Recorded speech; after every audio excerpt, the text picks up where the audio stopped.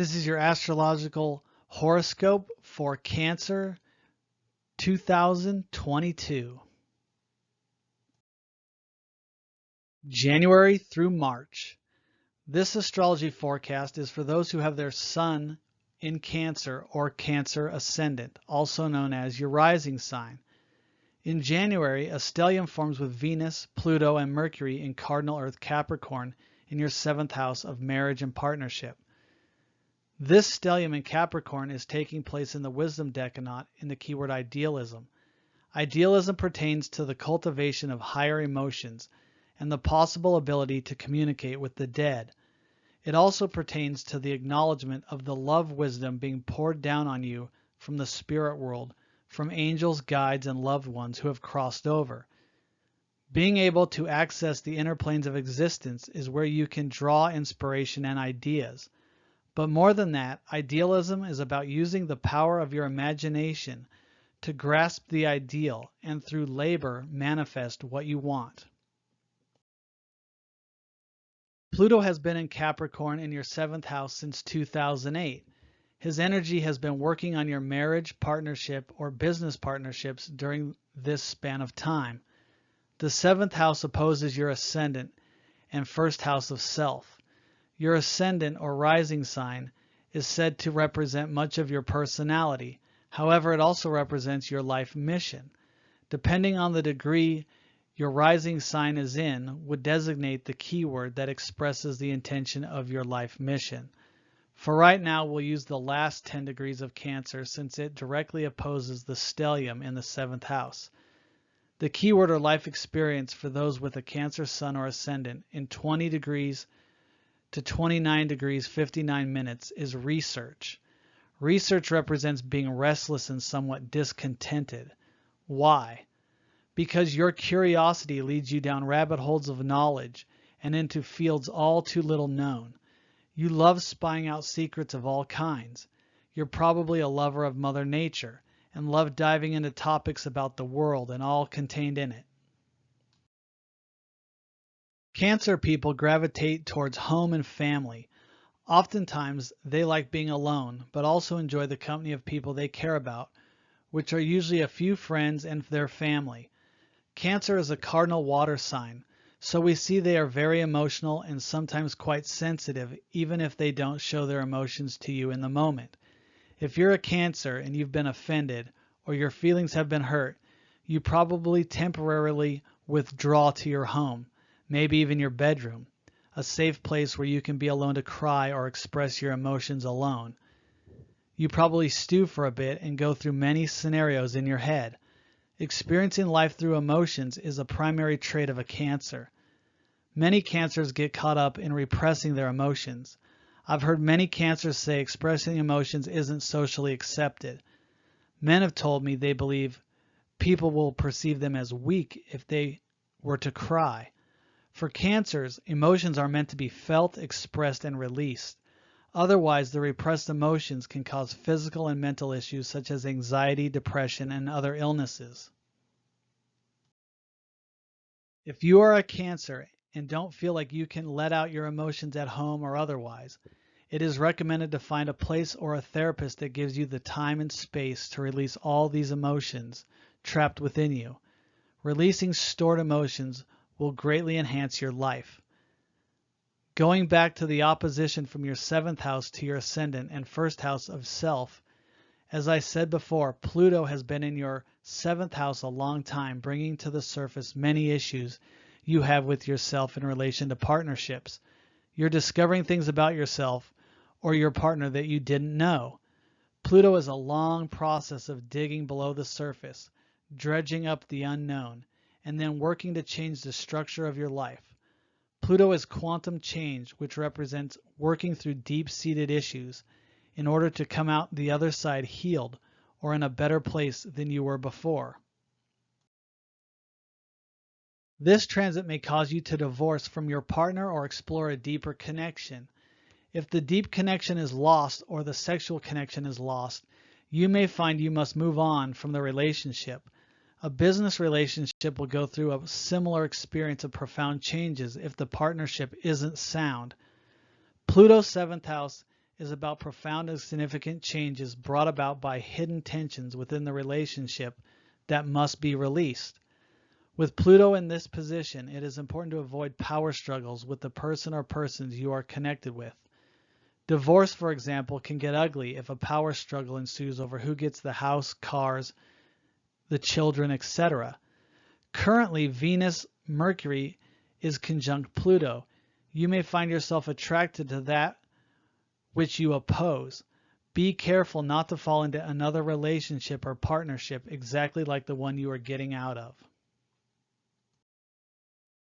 Venus and Mercury are short-lived transits in your 7th house compared to Pluto's long stay there.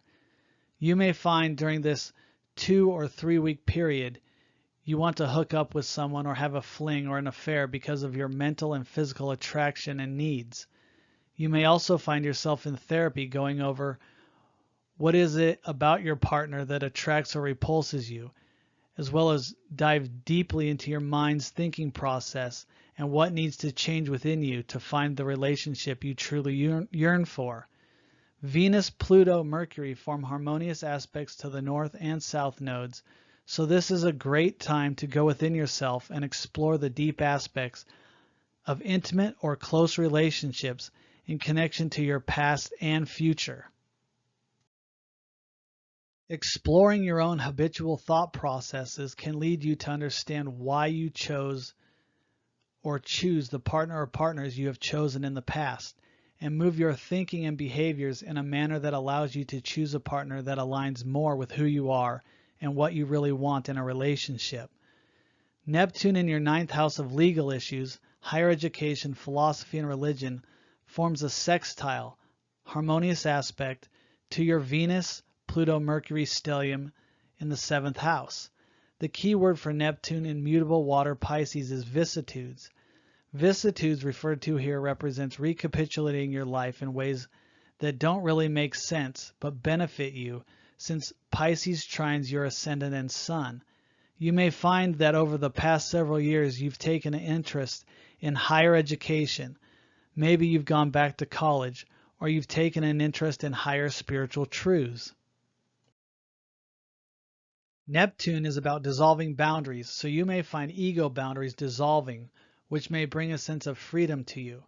However, Neptune blurs lines because of its high vibrational frequency, and so it makes it hard to understand truth or reality.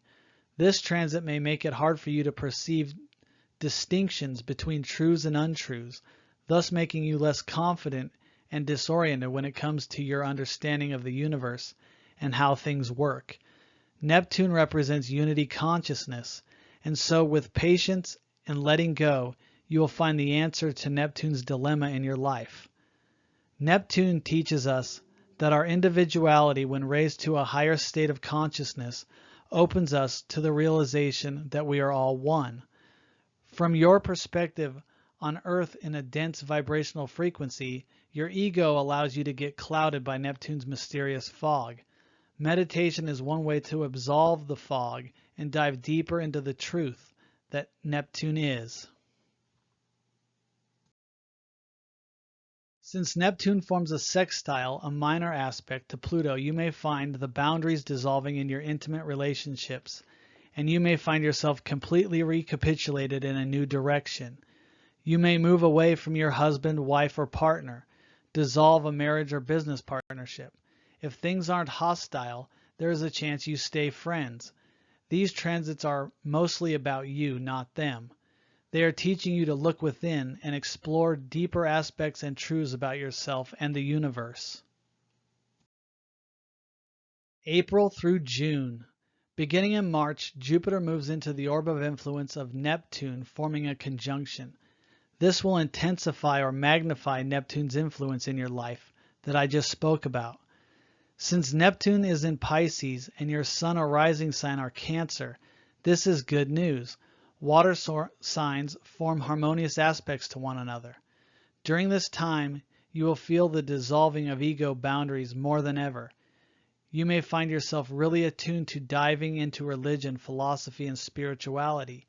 You may find yourself caught romanticizing about a relationship or idolizing people who come into your life. If a new lover or someone new comes into your life that is influential, this may be of concern later when you find out they aren't who you thought them to be. Jupiter-Neptune is extreme over-idealization. This isn't a negative aspect, just something to be aware of during this time period. Valuable encounters could be wise people such as spiritual teachers and masters may come into your life. Don't get caught up in the words spiritual or master. These are terms I'm using to describe an individual who is of a consciousness that can help you. Many ordinary people, many unbeknownst to them, have a high level of consciousness and work in fields that help people, yet they do not identify with these particular titles. If you come into contact with one of these kinds of people, they can help you identify the purpose of this transit. The purpose of this transit really comes after it's over, when you'll look back at the things you've learned about your own failures and inadequacies. You may even find you have become more sympathetic and empathetic to people and their situations. Saturn, in your 8th house in fixed air Aquarius, in the keyword repression, forms squares to the south node where you don't want to be headed and the north node where you do want to be headed.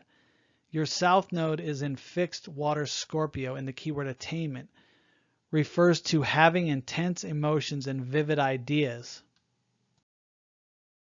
These emotions and ideas put you at your best usually when you find a partner who has the same values of home and country that you possess, and someone who stimulates your ambitions and ideals, which propels you to make a success of your life. Your north node is in fixed Earth Taurus in the keyword mastership, which is the ability to use physical means to attain spiritual ends. This is an area of the zodiac which represents the slow and steady climb to the top of a profession, spiritual mastery, or anything you have been working on, or working to rise to the level of mastery. The south node is in your 5th house of joy, creativity, children, betting and gambling, and love affairs. The north node is opposite your 11th house of friends, groups, and social circles. Saturn represents rules, laws, restrictions, fear, anxiety, and depression. Saturn in repression is about becoming unrepressed, yet Saturn is repression, but he is also maturity and following a structure of rules and laws which benefit you and society in many ways. The 8th house is about your subconscious, sexual affairs, debt, dying, and other people's money. Saturn here is coming to terms with other people's money and values, sharing money and having to live with other people's values. For example, sharing money with your husband or wife and having to accept their values can be difficult for you. If you depend on other people's money, you may find yourself cut off or restricted from it when you need it. Saturn also represents the government. So if you depend on the government for money, you may find you no longer qualify for financial help, or your allocated time period is over. Saturn has been in Aquarius in your 8th house for quite some time, so it is possible you've already experienced this.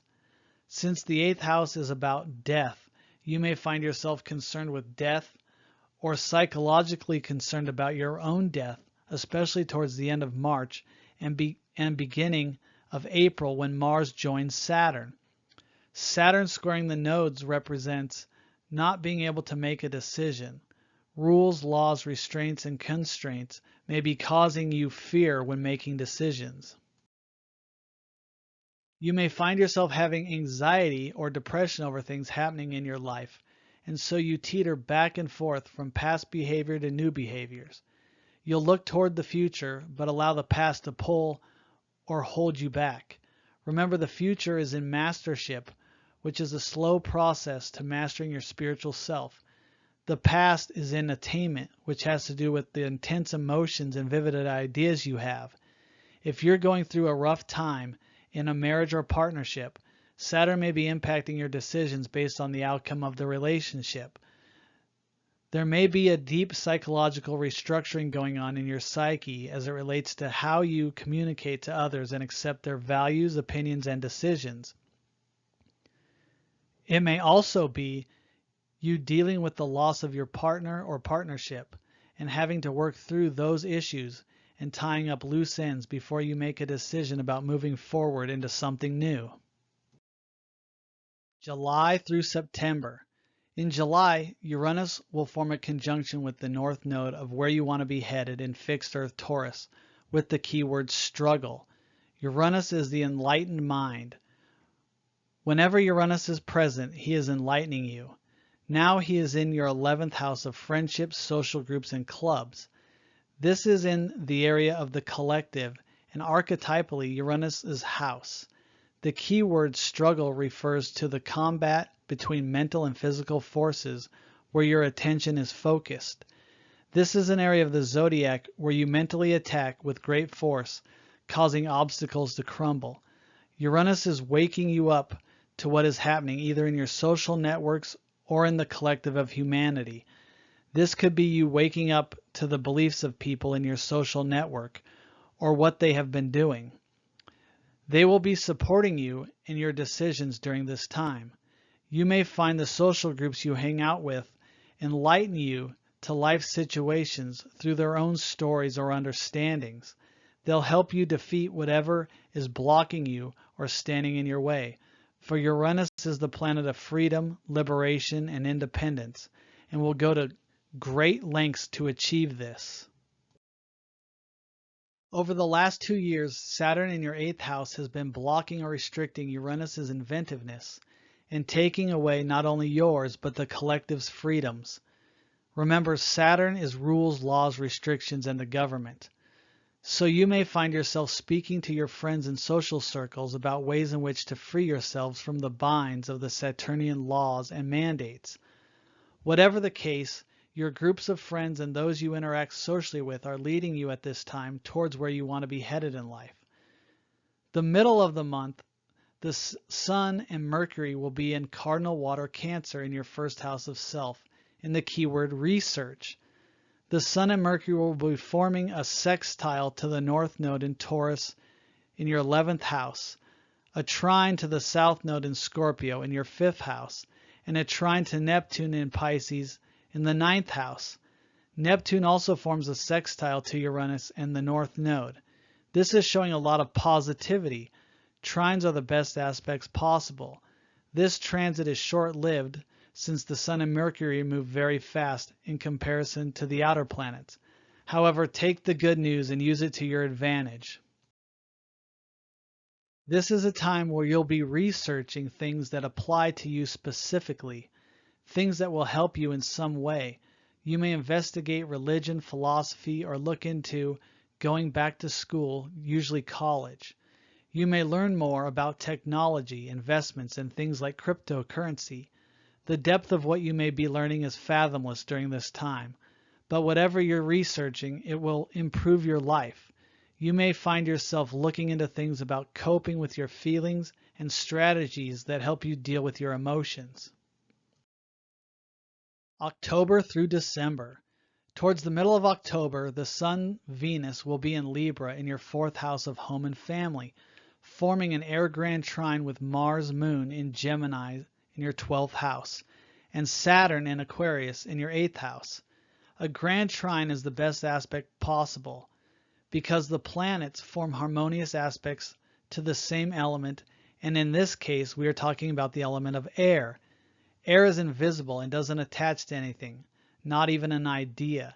It may stay stagnant for a while or move fast like the wind. In any case, the air is more free-flowing.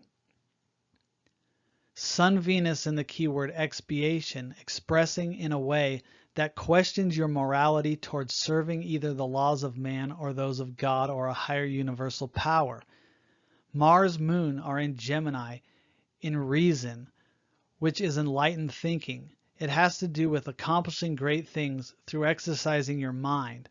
Saturn in Aquarius is in inspiration, which has to do with being able to exert your mind in areas that allow you the freedom of creative expression. Saturn here will keep you mindful of the words you use. You may be allowed freedom of expression with your family in places of solitude, but not everywhere. Saturn wants you to be truthful with yourself and with others. Mars-Moon conjunction shows you may say things out of passion or anger. Coming from your 12th house of isolation, withdrawal, and retreat from the world, as well as karma, you may be riled up about a situation that you want your family to know about. You may also want to communicate this message or messages to the government or someone controlling the money you think you should be getting. You could also be communicating about a loss of a loved one who has left a will or living trust.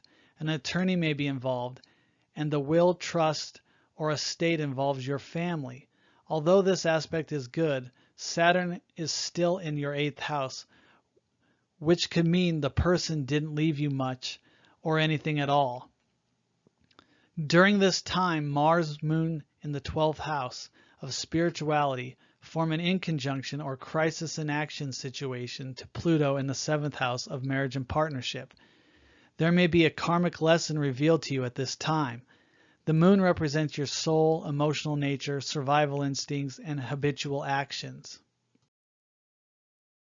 Mars represents your ambition, drive, aggression, action and reaction, and courage. Pluto represents the underworld, what is secret or hidden, and seeks to evolve consciousness.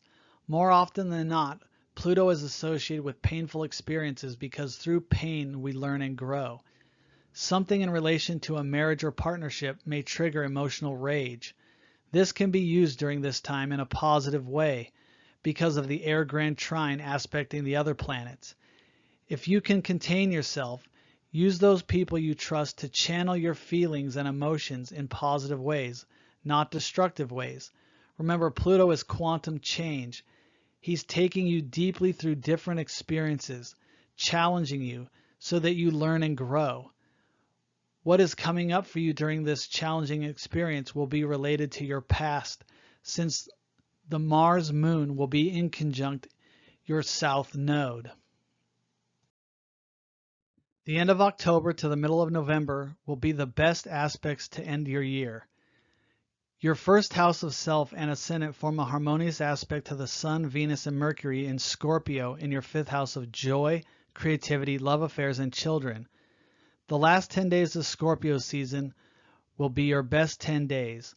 The Sun, Mercury, Venus in your 5th house will move into the last 10 degrees of Scorpio, forming a water grand trine to Mars in Gemini's 1st house of self, and Neptune, Jupiter in your 9th house of philosophy, religion, higher education, and long journeys. Grand trines are the best aspects possible, and yours is happening in water. Cancers are comfortable in water because they are in tune with their feelings, emotions, and spiritual realms. You will most likely be very psychic during this time. You may even be able to communicate mediumistically. The connection to the spirit world will be like an open portal for you.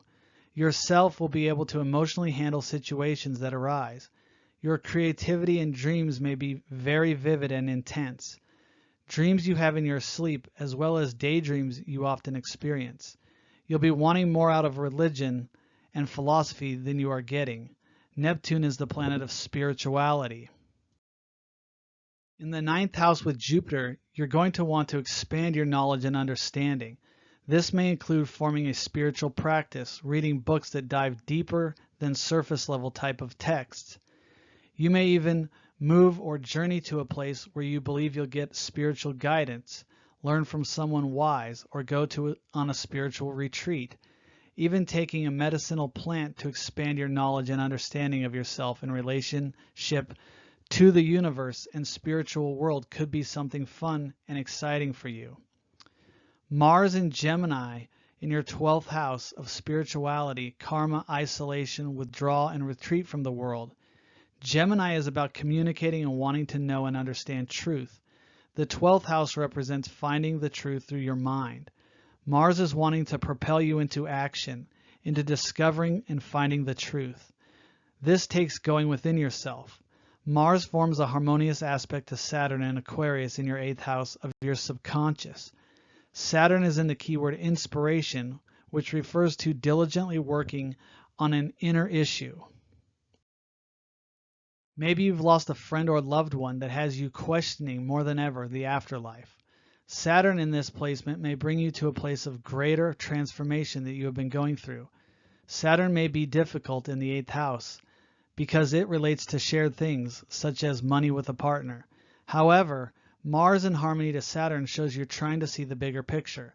Mars is in the keyword reason, which is about enlightened thinking. So it's important for you to understand the entire scope of a problem or situation you are in. Again, getting off by yourself or turning within is recommended during this time to help gain wisdom and understanding. Your spiritual nature is calling you at the end of the year.